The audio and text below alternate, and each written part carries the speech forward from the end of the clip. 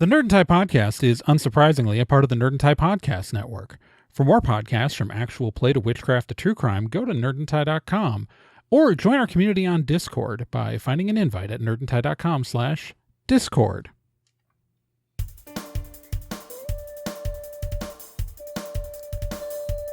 This month on Nerd and Tie, we are discussing Ryan Kopf v. Nerd and Tie. That's it. That's the show. From how it started to how we got here, we're gonna disclose as much as we are legally comfortable, and all that and that is gonna be the whole episode. Welcome to Nerd and Tie, the only podcast on the internet with a dress code. I am one of your hosts, Trae Dorn. Joining me, as always, are Celeste Startwin. Word up, everybody. And, of course, Gen Proc. It's your favorite disembodied voice. Ooh. Yeah, we are doing a video version of this episode because we want to put it up on YouTube. We used to do video episodes of the podcast every time, and then we stopped. But we figured because of the subject matter of the show, this episode, we wanted to make it as accessible as possible. So that is why, if you're watching this on the old YouTube channel that nobody subscribes to and nobody watches, you can see two of our faces. So this month we are doing something a little different than normal. Normally people tune into this show for their convention news, some fun pop culture commentary, and I'm sure that we will return to that next month. Next month I'm sure we'll have a lot of opinions on the SAG-AFTRA strike and the WGA strike and all of that, and along with anything else that we find interesting in pop culture. That's not what we're doing this month, though. And the reason why is that earlier this month, July 5th, the final bit of the lawsuit that we've been dealing with for quite some time ended. It filed, closed, done. Final ruling on everything. The lawsuit is finished. So with that in mind, now you see we did mention back in October that the case had been dismissed, but we had a few more filings that happened after there, and because there was still pending stuff with the case, even though it had been dismissed against us, I didn't want to go too in depth at the time. Now that things are completely finished, though, we figured it would be a great opportunity to go back through the timeline of effectively the entirety of Ryan Kopf v. Trae Dorn et al., which is the actual name of the case. So again, as I stated before, I am the Trae Dorn of Ryan Kopf v. Trae Dorn. Hi. The lawsuit, to really understand the lawsuit, I feel like I have to go through like my entire history involving Ryan Kopf prior to it happening. So we're going to talk about that. We're going to talk about the first case in Iowa. We're going to talk about how former contributor Pher Sturz got dragged into it for a bit. We're not going to focus a lot on that. And then we're going to talk about the second case in Illinois. There are a few things we're not going to talk about in this episode. We are not going to focus on the allegations against Ryan that have happened in other ways. We will mention them as they come up in the story, as in, where they become pertinent. But this is a conversation we're having about the lawsuits themselves. So I just want to make that clear. If what we're going to focus on is what we can focus on, and that is, just the facts of what happened in the case, and maybe our opinions on some of those events and facts, but like that's what we're focusing on here, because we really want to make sure that we are doing everything properly and correctly here. So yeah, and also you may be asking yourself, why is Pher not here? Pher has not been with Nerd and Tie since 2016. So we'll address that later on in the show. But yeah. Sound like fun, everybody? No, but we're going to do it anyway. There's nothing fun about this. All right, so to go all the way back to like my to kind of go to like the history of me and Ryan Kopf. My first exposure to Ryan Kopf was, I can't remember if it was 2010 or 2011. But it was before the first Anna Minneapolis was in 2011, so I know it was prior to that. I got an email from Anna Minneapolis promoting the convention to me on a mailing list I had never signed up for. And it was this, like, it was spam. It was spam to me in my personal email, not full disclosure. At the time I was with No Brand Con staff. I am currently with No Brand Con staff. I was not at the time this lawsuit was filed, but at the time back in 2010 or in 2011, I was on No Brand Con staff. And it wasn't, though, to my convention email. It was to my personal email that had been harvested somewhere from the web. So I get this email about Anna Minneapolis, and I've never heard of this convention. I don't know anything about the organization, never heard of any of this stuff. And so I went to, at the time, the No Brand Con forums. We used to have forums. That was a thing. They don't even work. The forum software we used to use doesn't even work on our current version of PHP on our website anymore.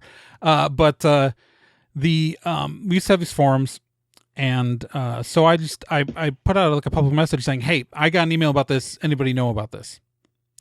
And I got a private message from someone who is, I'm not going to name his name, but he's friends with, like, we all know him on the show. Just saying that that I should maybe, like, avoid him. Not for anything, like, to be clear, the accusations was that just he was very unprofessional, that the Anime Iowa staff had some issues with him, and that he was the accusations were mostly about, quote unquote, like, nickel and diming. Like, it was just that it was a very for-profit driven show. It really wasn't, like, community spirited. So, like, that's the sort of thing I was being warned off about. And, you know, I've made my opinions very clear about profit-run for-profit shows. They can be both bad and both bad or good, depending on who's running them. I will admit that, you know, maybe 15 years ago or so, I had more of a bias against them. But I've been to good for-profit shows since then, and so I've kind of come around. But, you know, that was like the beginning and end for a long time. Just like, here's this guy, he's a little, you know, whatever. Then a couple of years pass, and it is January of 2013. And I'm hoping I'm remembering this right. I think it was January. Like, I'm going off of memory for this bit. Mm-hmm. This is NazumiCon in Milwaukee at MIAD, the Milwaukee Institute of Art and Design. And it's a little one-day convention. I did art. I had an artist table there for several years when that convention existed. It no longer exists. There's a new con named NazumiCon that is completely unrelated, because this event has gone away and abandoned its name. So, like, not to be confused with the current ongoing convention that has that name, but the old Milwaukee-based NazumiCon. A man who, if I recall correctly, was him. I'm pretty confident it was him. That's how brief this interaction was. That I met him, and I know at least it was someone representing these conventions, and I'm 99% certain it's him. And I've met him in person since then, so I'm pretty confident about this. But technically, you know, I have problems with face recognition sometimes, so we're gonna, like, remember that with that my broken brain is still a piece here for that. But it was a brief interaction, and I mentioned that I'd considered applying to one of his cons, and when I mentioned that I was involved in No Brand Con, I just remember him being very dismissive and a little smug. And so I just went, okay, so I've been told he's kind of a jerk, and now he's acted kind of like a jerk to me in a, like, talking to someone else who works for another convention. Great. Little bit unprofessional, in my opinion. But that's like, you know, that's none of that surmounts to anything more to. So, like, this is the impression I'm getting of this guy. So obviously, like, so when I, you know, when you come down later down the line and understand, like, why I have certain opinions about his professional demeanor and things like that. What has informed this image in my head to start with? Now, all of this aside, it's just a few months later that a police report in June of 2013, a police report from an incident that occurred in May of 2013 at QC Anime Zing from the Davenport Police Department starts circulating. Now, I'm not going to go through the details of that police report right now. I will include a link to to like a Tumblr post about it in the show notes. I'm going to be including a lot of things in the show notes here. But like 10,000 people like shared this thing. Like, it was not my post, but I was one of the many people who saw it and who read it. And I don't think I ever directly reblogged it. I might have. I mean, like, I posted something that linked to a reblog of it. So, at the time in 2013, I did share it, but like, it wasn't like it was everybody did. And there was a lot of discussion about it. I made a couple of posts related to it at the time, including one that was titled "Why I Won't Go to a Ryan Kopf Run Convention." I think that was the title. Again, I will link that. That went to a version of that went to my Tumblr, I think, but a version that was definitely on my personal blog. And the version on my personal blog is the version I'll link to. In it, I briefly discuss the contents of the police report. I kind of, give my opinion on that and then detail other reasons why I don't want to go to a Ryan Kopf convention, including that. So one of the people who had been defending Ryan Kopf on Tumblr profusely was a 14-year-old who we confirmed had volunteered at a Ryan Kopf convention. And I don't believe he has underage volunteers anymore, and I don't believe he has for quite some time. But at the time in 2013, I was able to confirm that a person who was 14 at the time had volunteered and worked at a Ryan Kopf convention. And so that was one of the reasons why I also then described it as unprofessional. It's because I've long come out and said that it is very dangerous for any convention to have staffers who are under the age of 18. I have come out against it when other conventions, like I've said Kitchener Comic-Con did that, and I was very we were very vocally against that too.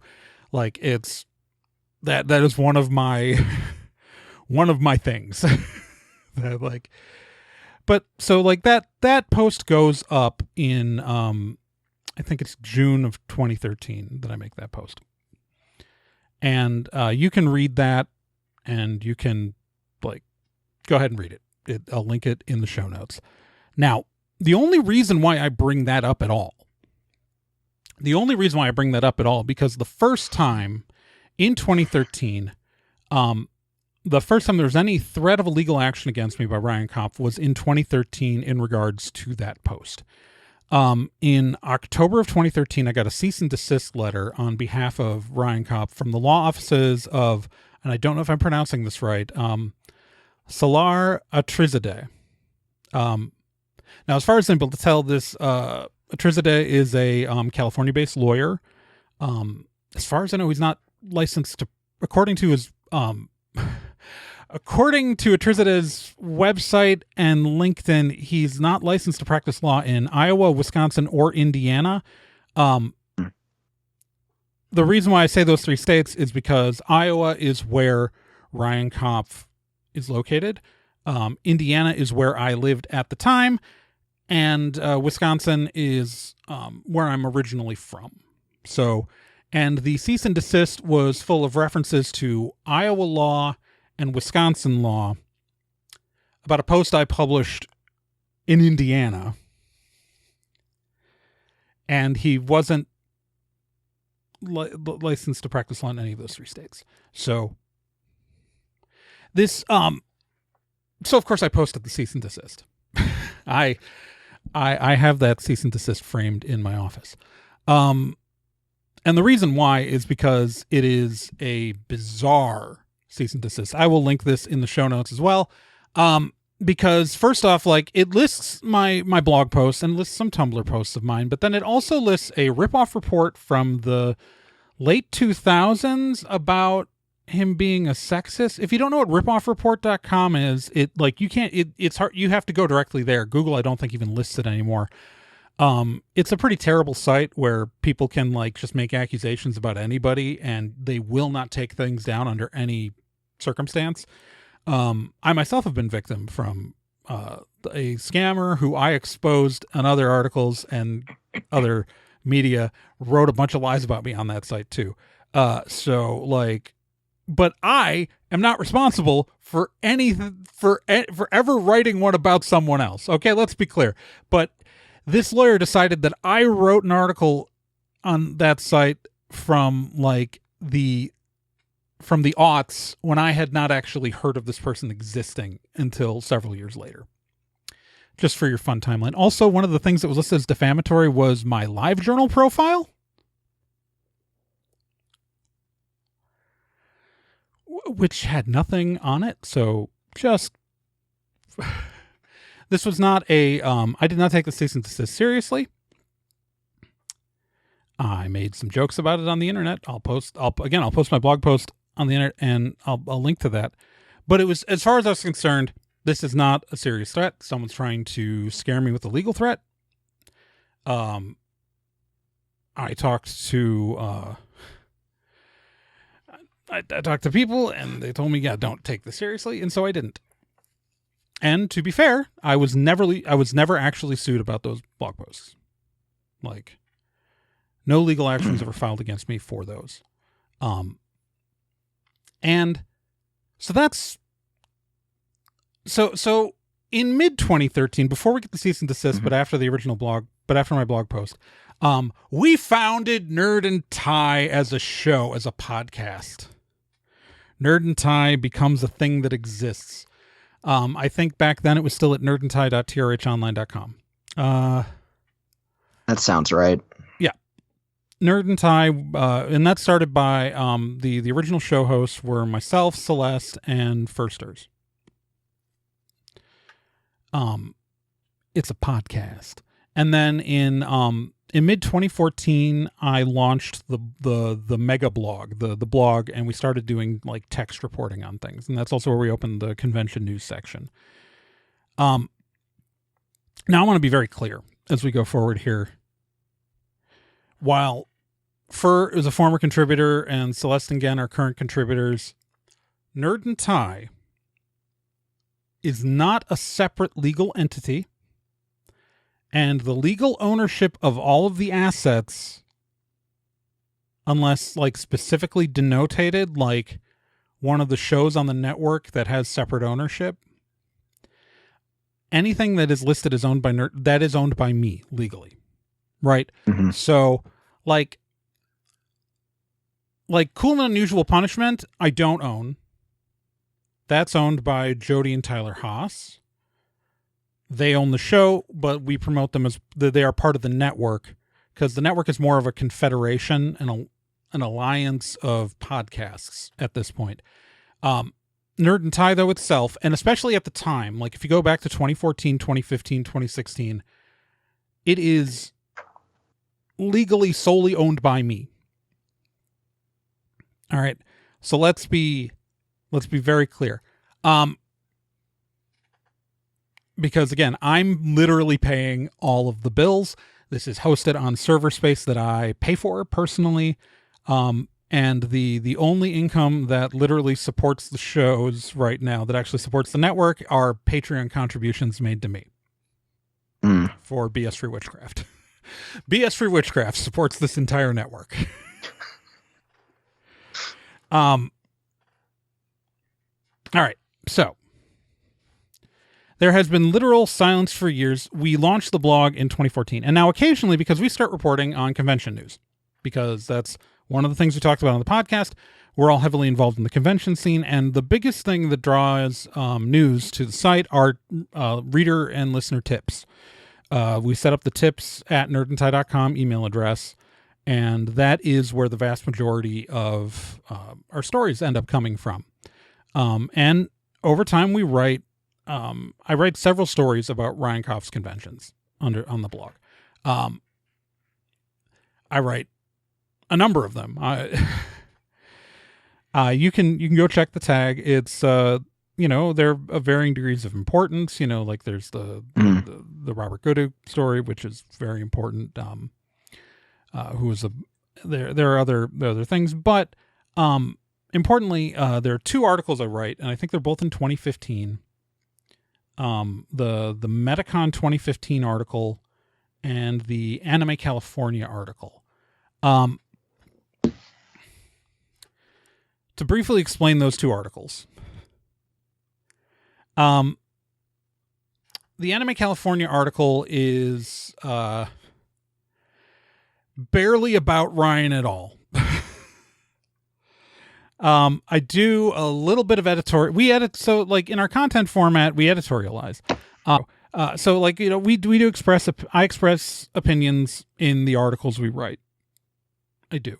And now Anime California is a convention that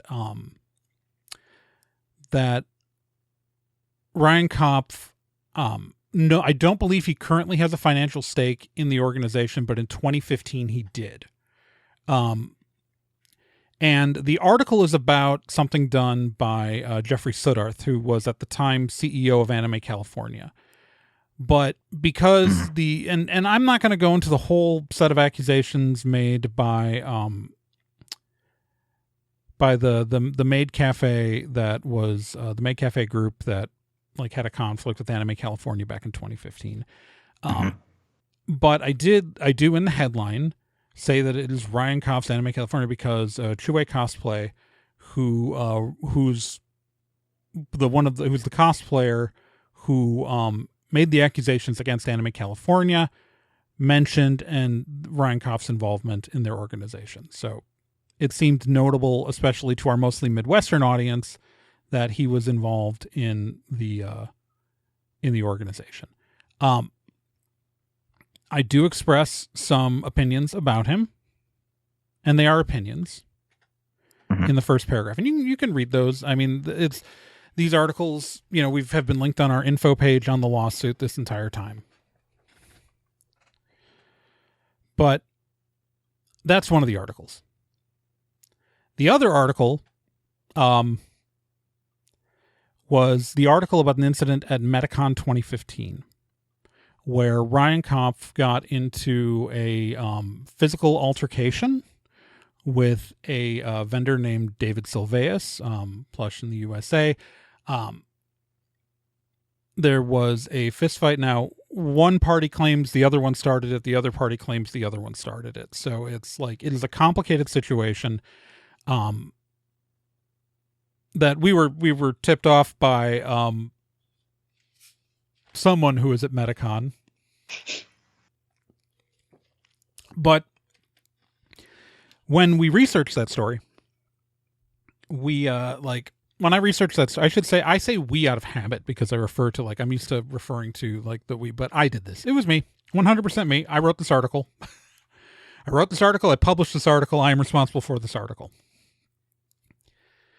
I went because I knew that this is a physical altercation between two people and the events that happened afterwards. I wanted as many points of view as possible. I talked to more than one person who was at the event. I stalked their social media and found Ryan Kopf's staffer Kay Combs' descriptions of his version of events. I actually got a statement from Kopf about his version of events, and I talked to Silveus about his version of events. I also read as many online comments and statements that people had made about this. I spent a lot of time doing homework on this article because I wanted to make sure I got it right. And effectively is that Kopf, there was a bootlegger at Kopf's event. They tried to kick him out. A physical fight happened of some sort. That is the story. If you read the full details of anyone's account, nobody comes off sounding like the good guy, in my opinion, but that is my opinion. The article is actually pretty careful about making sure that I don't assign blame, and I do voice my opinion on several times in it about pretty much that people are acting like jackasses. but all parties kind of act, but that's my opinion of the situation. That is what I wrote that article about. And I don't think that I think that's where, I don't think this is going to go anywhere, right? Like, I think I wrote my article. Everybody's going to be fine. I got everybody's side. I'm pretty legally covered here. Not going to worry about it. And then, and gentlemen, and then, okay, so that is, like Metacon, that's in September of 2015. I write that article. And then it's August of 2015 that I write the Anime California article. So those two articles are August and September of 2015. And then in December of 2015, and I want to make sure I get this timeline right, because I've seen some other people try to summarize timelines, and I've seen some weird mistakes with the years. I know Pher gets the years wrong on these all the time when he talks about these, but that it was December of 2015 that I got a message from a friend of mine saying, hey, did you know you're being sued? Because that friend of mine had been checking the status of stuff in, for other reasons, had been looking at Brian in the Iowa state, like legal system search stuff. And he came across Ryan Kopf v. Trae Dorn. And that was a surprise to me. So yeah, I got that. I found that out right before Christmas of 2015. I didn't get served until early January, I don't think. But so it was just this waiting game of when is the process server going to show up at my door, and a sheriff did show up at my door to serve me like in early January. And he had filed the case in the state of Iowa. And what he was suing me over were specifically the Metacon article and the Anime California article. So, and this is, again, so I needed to hire a lawyer in the state of Iowa. I did. I think Heather Carlson is the lawyer I hired. It's been a while. I'd have to look that up and check. But I hired that lawyer, and I started a GoFundMe to raise money for it, because at the time I was incredibly broke. I had no money. I had very little money. We were starting Nerd and Tie Expo, so like all of my like stuff was tied up pointing towards that. Right. And so I started GoFundMe and to raise money to hire my lawyer. And that GoFundMe actually was great, and everybody who contributed to that was phenomenal. And so I do want to like thank everybody who has contributed to any of our GoFundMes over the last, 7 years or whatever. Because we are still here and still standing, in part because of your help, because lawsuits are expensive. Extremely. Yeah. So I hire a lawyer. And anyways, while I'm raising money though with this GoFundMe, Pher makes a post promoting the GoFundMe, because he was a fellow Nerd and Tie contributor, and he was my friend, he's like, I'm going to help a friend out. Pher got into a minor Facebook argument with Kopf, during the fundraising for this. It's like nothing remarkable. It is just literally your average little Facebook disagreement. Pher gets added to the lawsuit in February of 2016 over his GoFundMe post promoting it, and a comment that he made in response to in response to Mr. Kopf. Now, I want to be careful how I say this. Technically, one of the statements that they put in Pher's mouth isn't accurate, but it could be argued he implied what they're saying he said. But effectively, Pher brought up allegations similar to those in 2013. I will say that they brought up accusations of Pher he made allusions to accusations of sexual assault. That is what Pher implied. And I am just be very clear, I am merely stating this because this is what was stated in the lawsuit. All right.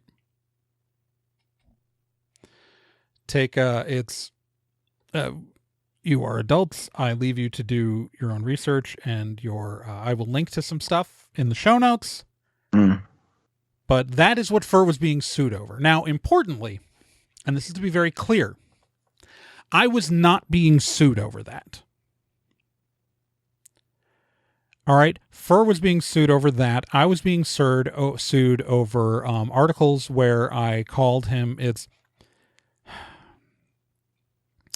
I was being sued over an articles where, because I called him a villain, which is an opinion, and what I believe to be accurate reporting about the facts of the case. Like, it's if you go to the lawsuit and you read the complaint, it is because I call him unprofessional, which is my opinion. And this is the frustrating thing. Okay, so here's some things you gotta know about defamation law. Now, I'm not a lawyer. This is just how I've had it explained to me by lawyers. Something is not defamation in the U.S. law. It's different overseas, but in the United States, there are protections against being sued for defamation. One is if it is a true statement. True statements are protected speech, right? True statements are protected speech. 2, opinions are protected speech. So if it is factually true or if it is an opinion, it is not defamatory legally. All right. Now I know that there's a larger checklist and there's more, but like if you, everything I said in those articles, and I stand behind them, was either a true statement or it was my opinion. Both of those things are protected. Now, additionally, besides that, there's more than one kind of defamation. For a lot of it, though, even if you said something mean, like if I called Celeste, you're a duty head. Now, obviously, your head is not composed of duty. That is not, I mean, I've said that's an opinion. It's hyperbolic. If I say Celeste traveled back in time to the 60s and murdered JFK personally. Yeah, that's okay. That would, even if I convinced someone that was a true statement, you could not get any damages from me or find me liable for that if no financial harm came to you for it. Like, there are other situations, actually, that technically, because I accused you of a crime that might be, but hire a lawyer, folks. If you get accused of defamation, hire a lawyer. But anyways, I am not a lawyer. I am the only one of my siblings who is not a lawyer. So anyways, that's what the Iowa case is about, right? It's about, I wrote these 2 articles. Now, in the amended petition, just as a weird aside, in the amended petition, they did add a 3rd article as a mention, which was the article about do some of Ryan Kopf's conventions break the law? Quite possibly, I think is the headline. It is. It's about how there may have been issues with the legal registration of his corporation in a couple of states, and for the record, he has corrected those. He did. The issues that I found at the time have all been corrected, and I believe he's legally in good standing in all of his operations there. So it was, yeah. So there's that.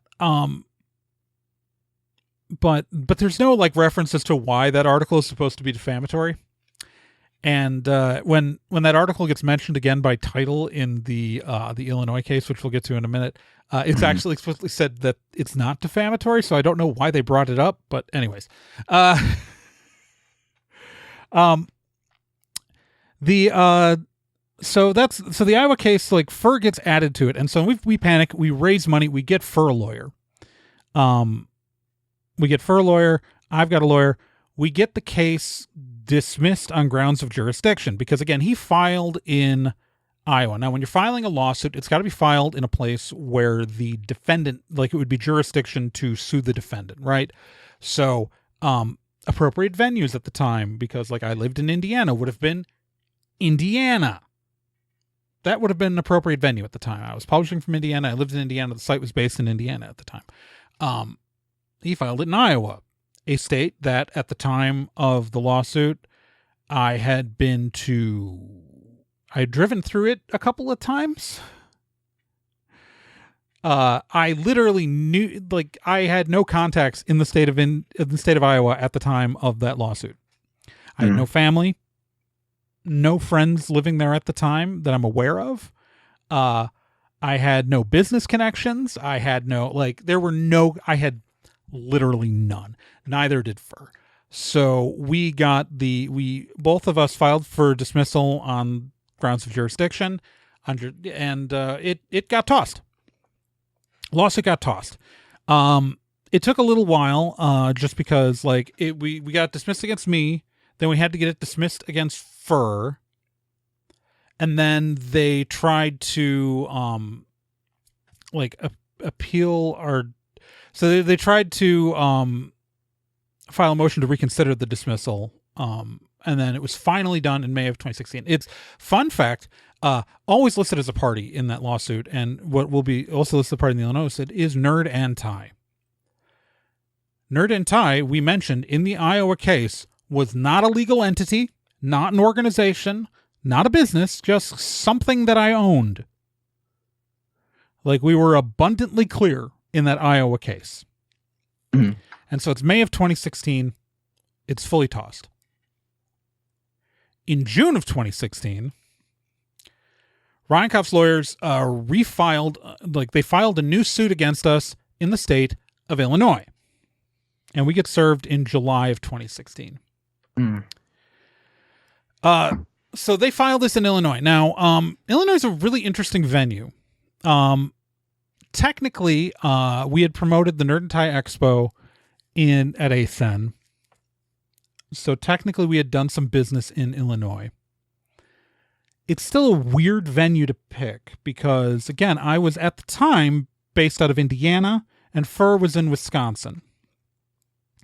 So why we were being sued in Illinois wasn't exactly clear, but I have strong ties to Illinois. Besides doing business there, I have a bunch of family there. I was born there. I am from the Chicago area originally, where I lived as a kid. My parents are both my parents live in Milwaukee. I grew up in Milwaukee mostly, but my parents are both from Illinois. All of their family is from Illinois.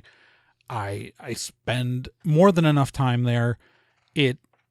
We thought there was a chance we could get it kicked on jurisdiction, but it seemed like he was determined to just refile this case wherever he could.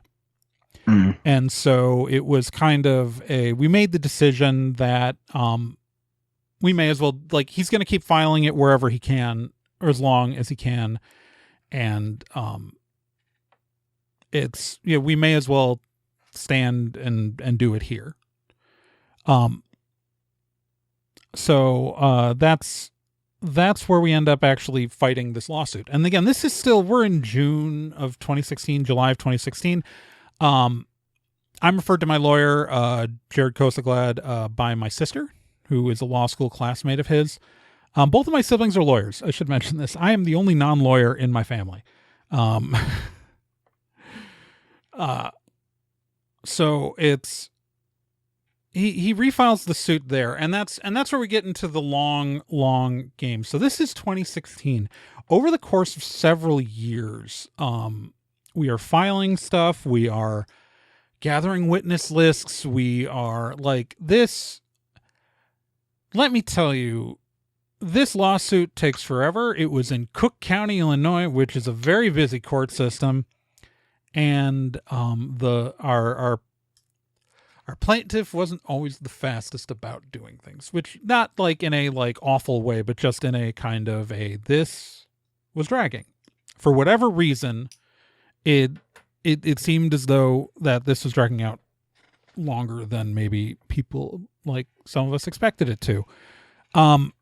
Like, to And tell do you you mind that, if I interject here? I think a lot of people will forget that lawsuits are not usually resolved quickly.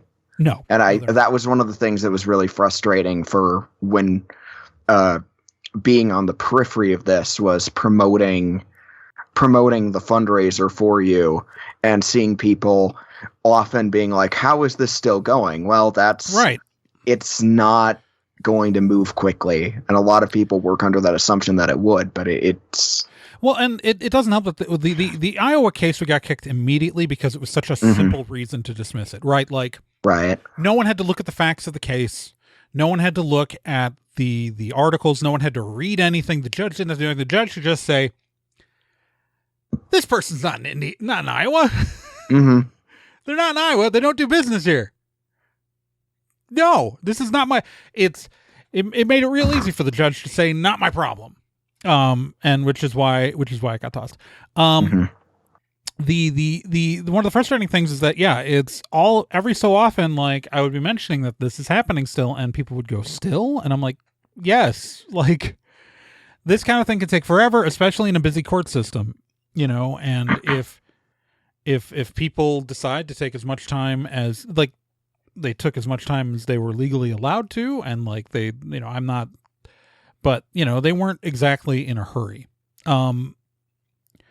And, like, to explain, like, so we were gathering, like, discovery and getting together evidence for various stuff, but, like, we didn't reach depositions until, I think, 2018, a full, like, 2 years. So, like, it took 2 years to get to the point where we're actually doing depositions.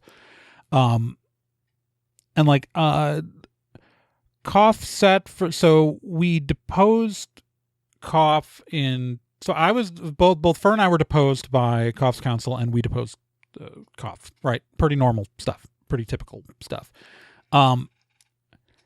We deposed Kopf first time in 2018, and then he did kind of yank us around in that first deposition. He like he was not, I'm pretty sure it was 2018.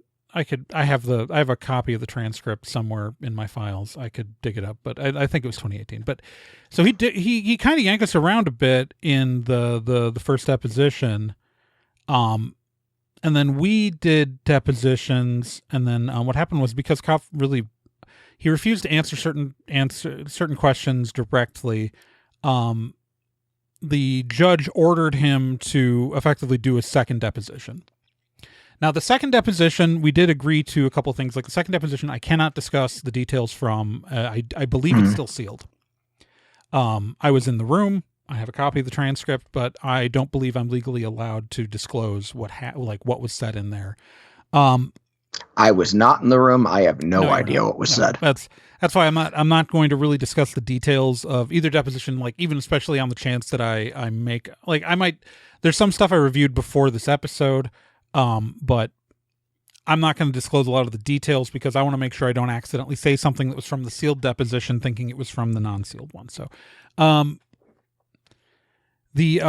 but also, though, because in September of 2019, because of, and this is a quote, manipulative and obstructive conduct at his depositions, Kopf was ordered to pay over $8,000 in sanctions. That definitely happened.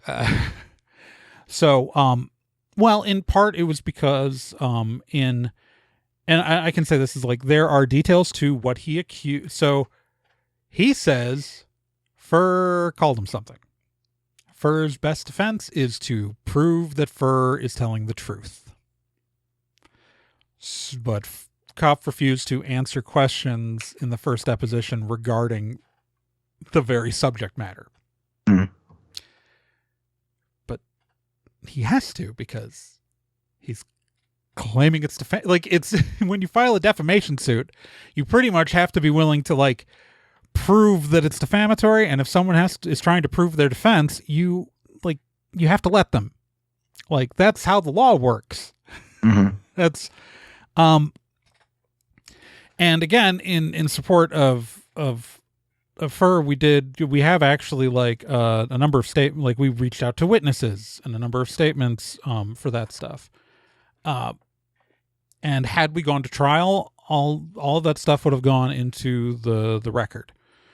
I mean, some of it I believe is in the record, but I think it might be sealed because of what happened, the way that this closed out. So I don't want to disclose that stuff just because I don't know if I'm allowed to, and I didn't get a chance to ask Jared about it. So when you say the record, do you mean like the public record then? Yeah, public record. Yeah. Okay. Yeah. Because when it goes into a lawsuit, it becomes part of the public record. Mm-hmm. And you can quote the public record without it being defamatory. Folks, the Streisand effect is real, and it's even bigger when it comes to lawsuits. And again, so like I was just rereading the first deposition that he got sanctioned for. Like, this is a deposition he got sanctioned for. It was a little bit wild. He did kind of imply that I was behind everything. I don't know how to explain it. Like, I don't know if you remember the Irina Drinnick's Midwestern Convention Predators website that was up that I believe Kopf legally went after her for, and she took down. Kopf implied I might have been behind it, which is not true. He also implied that I was, he said he thought I might be, he didn't say I was, he said he thought I might be responsible for the 2013 police report getting out there or being shared. And that is not correct. That's actually how I found out about that, was it already being shared thousands of times before I ever saw it. It, in fact, I think had been floating around for like a good week before I saw it. So, it's just timeline of events, just a little bit strange. So, it was odd. But so anyway, so we do the depositions, right?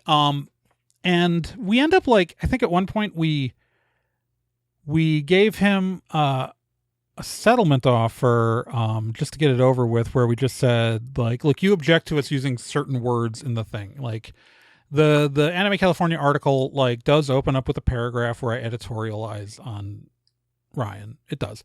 And I think we offered to edit that out and to remove a couple of the references to him as a villain, because he called out me calling him a villain in the lawsuit. And I was like, I don't care about that. Like, I don't think I should, like, it's not defamatory in any way, shape, or form, but like, and he rejected that, because we just wanted to cause I don't know. So we're 2019.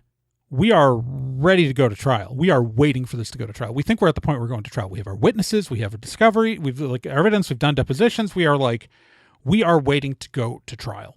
We are waiting for this thing to happen. We don't necessarily want to, but you know, we've in the course of this case, like, we changed judges at one point. We did have a problem with like them not wanting to do a summary judgment. Like, we just really wanted a judge to like look at the evidence and like just rule on it, but none of them were, but we were going to go to trial and we were ready for it. And we were pretty confident in our position, right? It's especially the case against me was so ridiculous, right? Like, the case against me was, and again, at no point was he able to provide damages that I had supposedly caused against his event.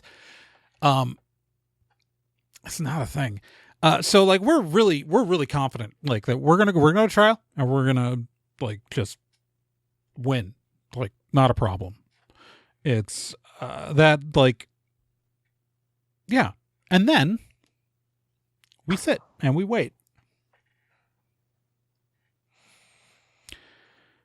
And then we wait.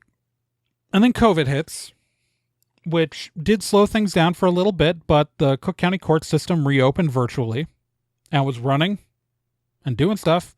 Jared had other clients. You know,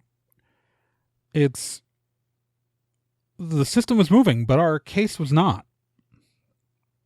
Mm-hmm. And like getting something tossed for failure to prosecute is, you gotta like take a long time to get something kicked for that, right? Like, now I could theorize why someone like Kopf wouldn't have wanted this case to go to trial. I have ideas, but I'm not in his head. I'm not in his house. I don't know what his motivations are. That's not what we're here for. Things. Yeah. Right. I can't tell you why, but I can tell you that while we were pretty much ready to go in late 2019, by October of 2022, nothing had happened. And we were still waiting. So, in 2022, we filed a motion to dismiss for failure to prosecute. And in October of 2022, I should say, like, I don't remember exactly what date we filed, but I know in October of 22, the judge granted the motion to dismiss. Now, what did happen after that is we did try to file for some sanctions. And, and so we mentioned on the show back in October of last year that the case was dismissed and done. That like the case against us was over. And that is true. But we didn't talk about it because we were going to try to file for some sanctions. And we knew they were a long shot, but we still wanted to give it a try. And so that's really what's been happening for the last several months, was just us attempting to file for some sanctions again, some additional sanctions, because technically we did get sanctions back in 2019. So we were trying to file for more sanctions. The judge denied our motion for additional sanctions against Kopf, though they are possible if he refiles. It was mostly because he wasn't comfortable. We wasn't comfortable awarding sanctions on a case that was no longer active. That doesn't mean that we'd have a really good chance if he files it again. But yeah, so that is the timeline from like December of 2015 to July of 2023 of the two lawsuits. And the Illinois one started in June of 2016. That is almost exactly 7 years of a lawsuit, just slightly over 7 years of that lawsuit. And it's like 7.5 altogether, the two suits together. It is not great.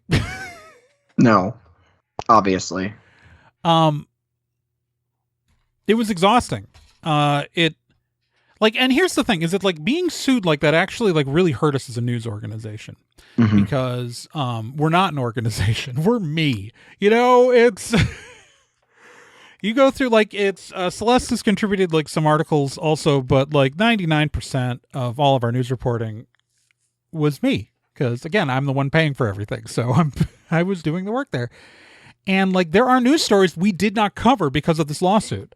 Like we barely talked about anything that happened with Ryan. Like I got tips about stuff that we did not cover. I got a tip about someone who was a guest at one of Kopf's conventions from one of Kopf's staff, but I didn't want to publish it because it didn't seem like it didn't feel like it was a danger to attendees, and I didn't want it to affect the suit, because even though it wasn't about something that Kopf had done, it was about something that had happened at one of his conventions.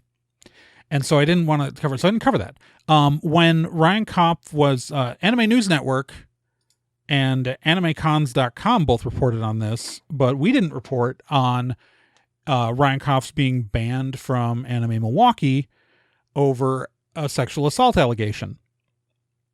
And that is, again, Anime News Network published that story and did the research, and AnimeCons.com also published a story doing research. I'd say way bigger outlets than yours. We knew about it first. And we couldn't write about it. we would have had that story. And thankfully, other people reported on it. And so I felt like the pressure was off of us. We didn't have to report on it because these two other outlets published widely spread around stories about it. So, because our primary mission, like at Nerd and like the primary mission that I kind of have with that whole convention news section is that stuff happens in the con scene, and too often over the history of my being in the con scene, because I've been in the con scene since the 90s. Like, I first worked a convention as a teenager in 1996, and I know I say don't let people under 18 work at conventions. Well, someone should have told TSR I was under 18, because I sure didn't. TSR should have checked my ID, which was a high school one at the time. But it's so difficult to like it so many times, like, bad actors and bad stuff happens at cons and things get swept under the rug. And I don't like that. I think that for the convention scene to be safe and for us to have a strong community, we have to be able to talk about this stuff, report on this stuff, and have a record. Like, it's one of the reasons that why we've pivoted away from text content on Nerd and Tie. Like, we've completely kind of slid from like the text heavy focus to podcast network over the past several years, but we've kept the convention news section open. And honestly, I don't know if I would have kept that convention news section going if it weren't for this lawsuit, because I kind of kept it running out of spite because I wasn't going to be silenced. And so it meant I had to keep publishing. But I mean, really what really reduced the amount of work there was just how many cons have not come back with COVID.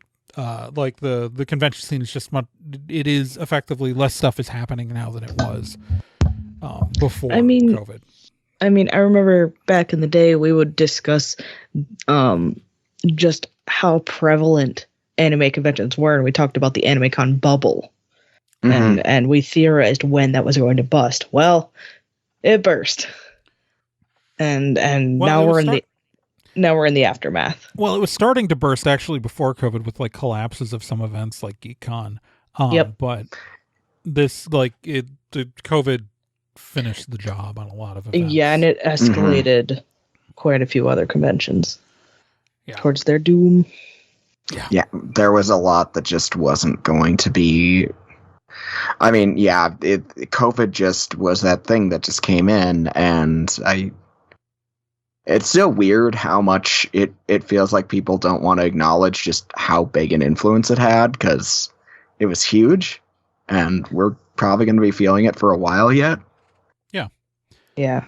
Like, it's weird to think that, like, there were so many cons, especially in Wisconsin, because we had so many for the state. We were so prevalent. And there's still a bunch, but there's still quite a few. And the ones that are here now are different. Like, it's like Colossal Con North is very different than Daisho Con in like what it represents, and it's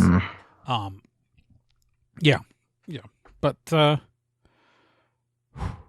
so yeah, it's like having this lawsuit done is a great kind of weight off of me. Like, it's just like I have generalized anxiety disorder. I stress out about everything. But I also, like, that's my joke, is that I don't scare easy. Going to the grocery store terrifies me. I go to the grocery store every day. You can't scare me. I'm already scared. I mean, I've already got the management techniques from therapy to deal with a panic attack. It's too late. Watch out, world. But no, it's just really nice to have it over. Yeah. No, because it's been going on longer than I've been with. Well, the thing is, the team. So yeah, it's like, so Pher stopped being contributor for Nerd and Tie at the end of 2016, and again joined us, and like that's the whole thing. Is it's like for the majority of this lawsuit, Pher has not been involved with this podcast, with the site, with any of it. Yeah. at the end of 2016, he was out the door. Mm-hmm. Yeah, it's ridiculous. I think I'm how the long only it one took. of us who has any contact with him. Can confirm that. Yeah. Yeah. It's he doesn't even live in Wisconsin anymore. It's the whole thing is just nuts. I mean, I think I don't know. Like, the world is so different from when this lawsuit started. I'm so different. You know, we're all so different. Several of us came out of the closet. Mm-hmm. I was using he, him pronouns when I got deposed. I don't know. It's like the whole thing is, I'm so glad that the lawsuit is over, and there's so many people who stepped up and helped us. Like, all the people who were willing to come forward during the witness stuff. Like, all the people who were going to be potential witnesses and had submitted statements to us and who reached out with support. And I honestly wish I could do more for those people. Yeah. Like, I wish I was in a position to do more for the people who spoke to us in the course of the events of this case. Like, that's really the frustrating thing, is knowing that I can't do more. Mm-hmm. And I don't want this to sound like this is the be all and end all of everything involving stuff. Like, I hate that we've become the focus of any of this. Yeah. Because we really, I don't understand why I'm the focus of any of this. Why was I fixated on? That's what I don't get. But I mean, it I don't think it helps that you're pretty vocal online. I mean, yeah, but and that I know it makes you an easy target. I think it's because I put my name on the stuff I say, And because that's true. I definitely am not the most inflammatory voice out there.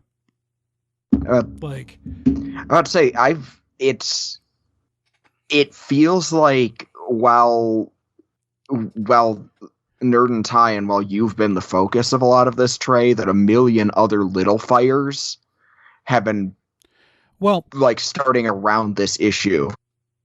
And yeah, I feel like it's a little tasteless to end the show on our normal end theme. Maybe a little bit. So I'm not going to. I think we're just going to close this out by saying I am Trae Dorn. I'm Celeste Startwin. I am Gen Proc. And this has been Nerd and Tie. You can follow the show, facebook.com/nerdandtie. Technically, we still have a Twitter at twitter.com/nerdandtie. And we're on Tumblr at nerdandtie.tumblr.com. Whole site's at nerdandtie.com. And yeah, we will talk to you guys next month. Oh, if you'd like to discuss this with us more, join the Discord. Join our Discord, and you can find an invite for that at nerdandtie.com/discord. Yep. And yeah, we got happier stuff on our pages too. We check those out. Yeah. Good night.